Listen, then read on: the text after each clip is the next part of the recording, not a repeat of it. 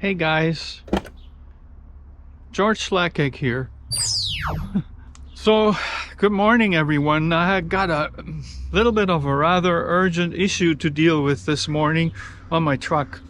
Long story short, I changed the filter of the transmission. There was the servo for the low and reverse, was missing a bolt.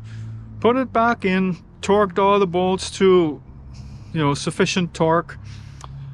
Filled it with new oil, new filter, and the transmission appears to work, so that's a good thing. But that wasn't the end of it. I noticed that even shortly after I put that oil in there, there was still a little bit, appeared to be seepage from what I thought was the gasket. But the gasket's fine. It's there's one thing that I think is it's a switch. I think it's for kickdown, yes. But there's one more issue that I have to show you, and that is even much worse. And, the oil that's in there is like $100. So I gotta act fast. Alright, if you follow me along here, you see that streak of oil? Well, yes, that is transmission oil, unfortunately.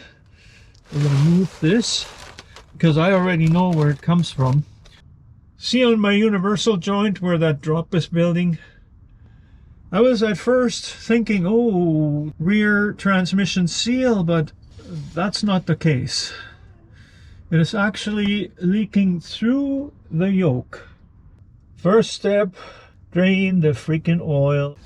Let's see what comes out. Now we can drain the oil out of the transmission the proper way. We'll put this back in the bottle, maybe pour it through the strainer, but that's about all we have to do. And see, there's actually not that much oil coming out now. So this definitely makes my life easier right now. I probably got to get a better washer for it. I didn't want to leave it with the O-ring that came with it because, yeah, I didn't trust it. So I probably lost $50 of oil there, and where'd they go? Well, unfortunately, they went where they don't belong. This is brand new, fresh oil. I don't know how bad this really is, but I don't feel good about it. Let me put it that way. What needs to happen is need to pull out the drive shaft, so then I can inspect the yoke, see if there is actually a vent hole of some sort, or if it's a plug or whatever is there. Also need to check for play, and I know that there is a chance that inside the tail housing of the transmission, which of course sits on the cross member on the mount, there's a bushing in there for sure, but there might also be an O-ring in there. So I have to check all that. I don't even know what version of this I have because there's so little information on the internet about it. So if you have the same problem, your transmission leaking through the drive shaft yoke, stay with me. We're going to figure this out together. Let's just put the bolt back on. I put like a plastic on there for now. This is probably going to be temporary because the copper didn't really seal it as well as I was hoping. It was a little bit too wide around the bolt, so there was some seepage there. I don't know if this is any better. We got all this oil, see? I'm going to put this back in the container. Now you know why I made it a point to put a drain plug in there before putting all the oil in there, because it's a royal pain when you have to undo it from the gasket every single time. Like this, even if I have to take the gasket off and the entire pan, which I don't know, maybe won't, but it's going to be much easier to do when you don't have a oil fall, a waterfall of oil coming that you can hardly control, and you need a pan that is almost the size of the driveway,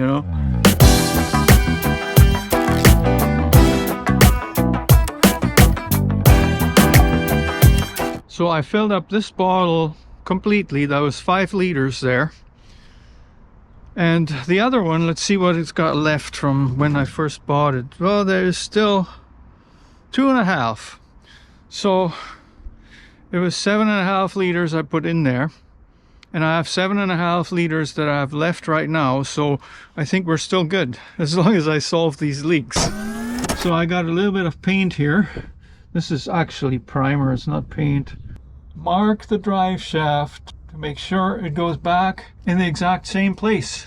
There's a chance that when I put it back, there's some vibration if I don't put it back the same way. Now, I don't know the history of this truck. There might be other things that are out of whack, but at least we're trying, right?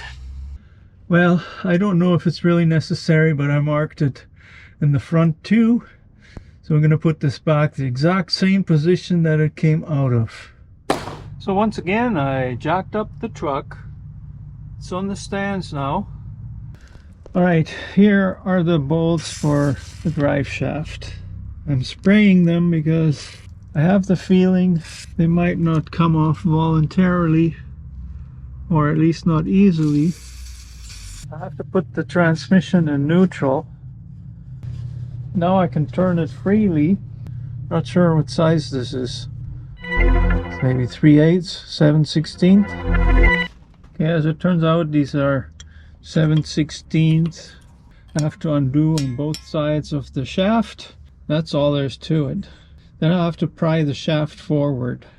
Shouldn't be a big deal to get that drive shaft out of there, but it's a big deal when you're trying to film it all. So I trust that you understand what I'm doing.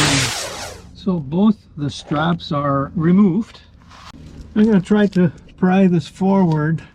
Don't want to separate these bearing cups. They're needle bearings inside there, you know.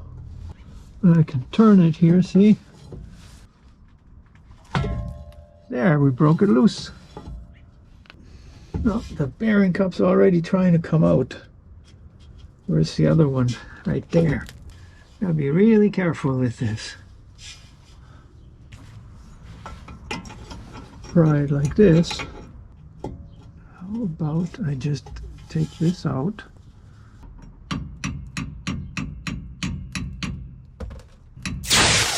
I'm guessing you can see what I did here.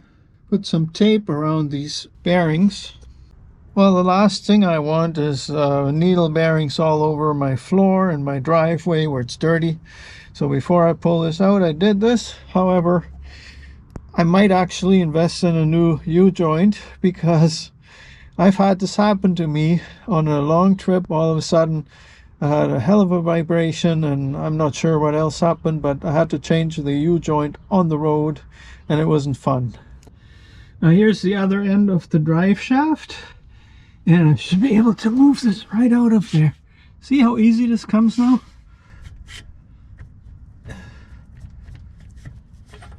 There we go. Oh, there's still oil coming out.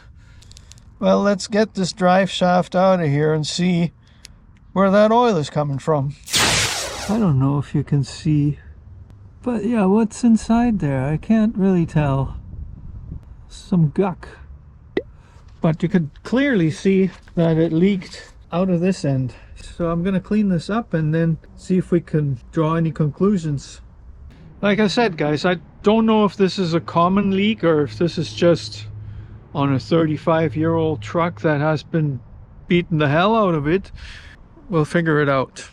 Gotten a little bit further with this, but at the same time, I've got some questions too. I'll show you. See, if you take a close look at this yoke right down there, there's a hole, and this is a plug, and there's a wasp. I believe 100% my oil is coming through there. Now, it leaking through the splines here. There might be an O-ring inside the transmission that is supposed to prevent that. Yeah, you can even see the light coming through there. So this is obviously what it is. Now, my question is, does this hole have a purpose? Is it there intentionally, or is it rust? Or what is it? So guys, once again here, this hole that is in there, it looks like it's probably intentional. What I found inside there, a whole bunch of silicone. So somebody has tried to seal this before, but because it's transmission oil, guys, transmission oil, this stuff isn't going to cut it. The transmission oil just kind of gonna eat through that. I tried punching these out with a socket and another socket, but they don't budge. the proper way to get them out would be a hydraulic press. I don't have one. I'll do some more research on this and see if there's something else I need to know. Maybe this hole is supposed to be open. There might be an O-ring inside the transmission tailpiece that's supposed to prevent the oil from getting into those splines. That's my next step. So I'm back under the truck, taking a look here at this tail housing. One thing I can show you is that there was another blob of silicone right in here. That doesn't belong there, guys. I think my solution will be to remove this tail housing. And before I do this, I'm going to inform myself a bit better about what to expect in there. I know there is a bushing inside there. You can probably see that when I shine the light on it. That might have to be replaced, but it seemed like on the drive shaft it was still pretty tight. The seal, I'll probably replace it even though this wasn't the source of my leak. Of course, when you look at this whole setup, this tail housing is sitting on the transmission mount. So in order to take that off, dang it. So once again, this tail housing is sitting on the transmission mount right there. And in order to take off this housing, I'll have to remove that mount and then support the transmission somewhere else. Build myself a structure or something. Yeah, I got something else before I get started on that, and I'm gonna find out a bit more about what I have to expect inside of there. Hey guys, it's a different day, but still same video, I'm thinking. I want to show you what I'm doing underneath the truck today. It's basically what I already explained, but I'll show you my setup. See, I had my floor jack under the transmission using a 4x4 to distribute the weight and not damage the transmission pan. It was just to lift it up. Now I got the jack stand supporting the transmission. So that is all necessary because the cross member that is like right there, see where my hand is? That's where the transmission mount is on. And unfortunately, that mount is right on that extension housing that I'm taking off. I don't know how this is all going to come apart because especially with the cross member in my face, I'm not planning on taking out the transmission unless I absolutely have to, and so far it doesn't look like it. Let's take a quick look here. I already removed the main bolt that is holding the transmission mount. Now what surprised me a little bit is that I can move this freely. I don't think I should be able to, but see, there are two bolts that are holding this mount to the housing, and then I should be able to just unbolt it from the main transmission housing and pull it right off. Should be really easy. Famous last words. Weirdest thing here, I was kind of thinking this was standard size because this is an older transmission, but I guess 1989 isn't that old, so this is metric. Got to use a 15mm wrench, and for the wrenches all I got is this stubby one, but I was able to get it loose by putting another wrench at the end of this, and now I'm removing this transmission mount. And there are some shims here. Isn't that interesting? I think that's what they are. Yeah, it's probably really exciting for you to watch me unscrew a screw. I guess there isn't enough play here to get this off. So, I was able to lift this up a little higher. And now I have no problem to remove this mount. Just gonna put it aside for now. See, this is what it looks like. Gonna have to inspect that too since we're at it. When you take off parts like that, sometimes you don't know what it's all about. When you clean them up, it all becomes clear. And when you put it back together, it's so much better when it's clean. I mean, really, it needs to be clean. This truck, I don't know what they've been doing with it, but it was in the mud. Now I gotta try to lower this again. Leave the Transmission jack there for now. I call this a transmission jack. It ain't, but this works. This doesn't budge in the pan. So now I should be able to take off my extension housing, no problem at all. Got clearance all the way around it. It seems like these bolts are 9/16 heads, but the other ones were 15. Like, where does that make sense? Well, maybe they're 14. Who knows? On this truck, there are some fasteners that are totally, whatchamacallit, standard. Others are metric. Weird. All on the same truck, yeah. So guys, in a way it is a good thing that I had this leak, because otherwise I might not have found another problem right away. So I did find a problem with this mount, and what it looks like to me is that this truck has had ridiculous vibrations from the output for a while, which could have been, of course, due to the worn out mount. But I'm asking you guys, leave me a comment. Do you think the drive shaft might have been wrong, or might have been unbalanced, or perhaps installed backwards? I guess I'm going to find all this out as I go forward, but you know, it's just another thing that I really could have done without. But look at this mount. First of all, the rubber here looks like it's padded, especially on this side. You can see it's torn right out.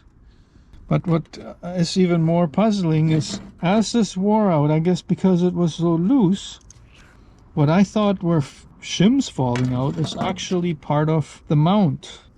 There we go, putting this back together, sort of. I need to get a new one of those, or at least a good used one. Well, probably when it comes to mounts like this, transmission mount, the way to go is a new one, but I'll see what's available and how much these go for. I don't know. Shouldn't be the world. Whoa.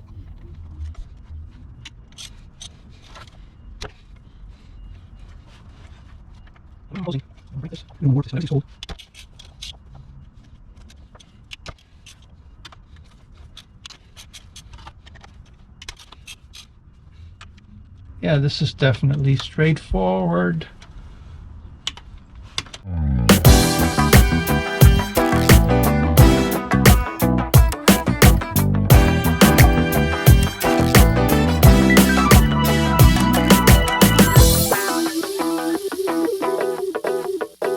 Now we should be able to pull this right over. There you go, see? That was easy. But I don't see any cup in there. There's a gasket here that we probably have to replace. Alright, let's have a close-up look of this. This is not exactly what I expected. I don't see anywhere the O-ring would go. How can fluid leak through these splines into the drive shaft yoke? This is where it leaks, and there should be something stopping it. Yeah, this might have been removed at some point. It might just be the wrong drive shaft or the wrong yoke. So I'll have to see what I can do about that. More research, guys. So guys, this video was meant to be getting to the bottom of this leak. However, right now I'm as puzzled as I was before, because from the research that I done online, there should be a cup with an O-ring, and then the output shaft goes inside of there so that it cannot leak through the splines. It's leaking through the splines. Now the thing is, if that bushing and the seal is brand new, then nothing would leak through there. And then if I manage to plug this hole in the drive shaft yoke, then I probably won't need this O-ring shebang special thing there. But for that, I think I'd have to get the yoke undone to do it properly. Put actually maybe have somebody weld it shut, or put JB Weld on there when it's really nice and clean. But at the moment I'm out of ideas here. So if you know what I need to do, leave me a comment. I'd appreciate it.